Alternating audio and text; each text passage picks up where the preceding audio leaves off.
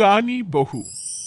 किशोरी लाल जी के बेटे राघव की शादी की बात जगह जगह चल रही थी, लेकिन किशोरी लाल जी को कोई लड़की पसंद ही नहीं आती थी। और उसकी एक ही वजह थी, किशोरी लाल जी का लालची होना। उनको लड़की वालों से मोटा दहेज चाहिए था, और इसी चक्कर में एक दिन वो एक बहुत पैसे वाले के घर अपने बेटे का रिश्ता लेकर पहुंचे। उस आदमी का नाम था ओम प्रकाश। देखिए किशोरी लाल जी, मेरी एक ही बेटी है और मेरी सारी संपत्ति जायदाद सब कुछ मेरी बेटी नैना का ही है। पापा, नाम से लगता है बहुत खूबसूरत होगी। कितना अच्छा नाम है ना, नैना। ओ, वैसे बात तो सही है आपकी। अब इतना पैसा है, जमीन जायदाद है, इकलौती बेटी, आप भी क्या करेंगे? सब कुछ उसे ही देंगे ना। बिल्कुल ठीक पहचाना आपने। बस बेटी की शादी और सारी जायदाद उसके नाम। पापा, बिना देखे हाँ कर दीजिए ना। इतना अच्छा रिश्ता फिर कहाँ मिलेगा? माला माल हो जाएंगे हम। मैं अपनी बेटी को बुलाता हूँ। अरे नहीं नहीं नहीं नहीं, आपकी बेटी का नाम नैना है, सुनकर ही लगता है बहुत सुंदर होगी। रहने दीजिए अंकल, मैं तो आपकी बेटी के नाम से ही इतना खुश हो गया हूँ कि उसे बिना देखे शादी करने को तैयार हूँ। अब तो मैं उसका चेहरा सीधे शादी के बाद ही देखूंगा। और इस तरह राघव नैना का चेहरा नहीं दिखता और उससे शादी कर लेता है। शादी के बाद अपनी सुहाग रात पर जब राघव नैना का घूंघट उठाकर देखता है, तो नैना की आंखें बंद थी। कितनी खूबसूरत हो तुम नैना। जरा अपनी आंखें खोलकर मेरी तरफ देखो तो सही। नहीं, मुझे शर्म आती है। अरे, मैंने तुम्हें शादी से पहले भी नहीं देखा, और अब अगर तुम आंखें खोलकर मुझे देखोगी भी नहीं तो मुझे अच्छा कैसे लगेगा? इससे पहले कि नैना अपनी आंखें खोलकर राघव की तरफ देखती, अचानक से लाइट चली गई और राघव नैना को पूरी तरह से देख भी नहीं पाया। अगली सुबह नैना राघव के लिए नाश्ता बनाकर लेकर आई। अरे ये क्या? आधा पराठा सीका हुआ है और आधा बिल्कुल कच्चा। ये तुमने क्या किया नैना?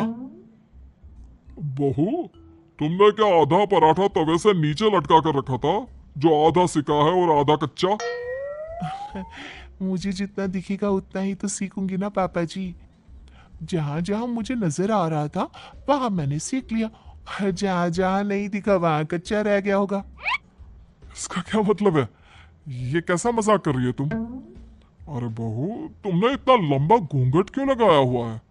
देखो, हमारे घर में बहुओं को बेटी की तरह रखा जाता है, और फिर तुम तो इतना सारा माल लेकर आई हो। देखो, ये घूंघट डालकर रखने की कोई जरूरत नहीं है। हाँ नैना, पापा जी ठीक कह रहा है, तुम तो आराम से रहो, अपना ही घर समझो। नैना अचानक से अपना घूंघट उठा लेती है। अरे ये क्या पापा, नैना की तो एक आंख फूटी हुई है। नाम से नैना, लेकिन ये तो कानी बहू निकली। मेरे साथ धोखा हुआ है, धोखा। बिना दिखाए अपनी कानी लड़की मेरे संग ब्याह दी। मुझे कानी बीवी नहीं चाहिए। मुझे अभी ओम प्रकाश जी से बात करनी पड़ेगी। आखिर उन्होंने मेरे साथ ऐसा किया क्यों? अरे, आप लोगों ने ही तो पापा से कहा था कि आप लोग शादी से पहले मुझे देखना नहीं चाहते। अब मेरे पापा पर क्यों इल्जाम लगा रहे हैं? अरे लेकिन उन्हें बताना तो चाहिए था ना कि तुम कानी हो, एक आंख से तुम्हें दिखाई नहीं देता। किशोरी लाल और राघव नाराज होकर ओम प्रकाश को अपने घर बुलाते हैं। पापा जी, ये आपने क्या किया? शादी से पहले बताया क्यों नहीं कि नैना की आंखों में परेशानी है? अरे आप ही ने तो लड़की देखने से मना कर दिया था। और लेकिन आप बता तो सकते थे। आपको तो हमारी बेटी की प्रॉपर्टी चाहिए थी, वो भी पूरी की पूरी। अब क्या हुआ अगर उसे आधा दिखाई देता है? प्रॉपर्टी तो आपको पूरी मिल गई ना। और ये क्या बात हुई? मेरी शादी प्रॉपर्टी से नहीं, आपकी बेटी से हुई है। अब ये तो पहले सोचना चाहिए था, तब तो मेरी प्रॉपर्टी देखकर तुम्हारी जुबान लप लपा रही थी। लेकिन मैं कानी लड़की को अपनी बीवी बनाकर नहीं रख सकता। पापा, कुछ करिए ना आप। हाँ, करता हूँ। देखिए ओम प्रकाश जी, आप हमारे साथ ऐसा नहीं कर सकते। और तुम देखो, अगर तुमने मेरी बेटी से शादी तोड़ी ना, तो जो भी प्रॉपर्टी मैंने तुम्हें दी है वो तो पूरी की पूरी वापस ले लूंगा, और आधी प्रॉपर्टी तुम्हारी भी लूंगा। अरे मेरी आधी प्रॉपर्टी भला क्यों लेंगे आप? इसलिए क्योंकि मेरी बेटी को आधा नजर आता है, और उसकी नजर अभी तक तुम्हारी आधी जायदाद पर ही पड़ी है।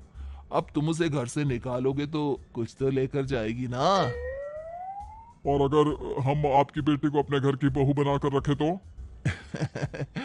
तो तुम्हारी पूरी प्रॉपर्टी तुम्हारी ही रहेगी, और जो मैंने तुम्हें दिया है ना, उसमें से बस मैं आधा लेकर जाऊंगा।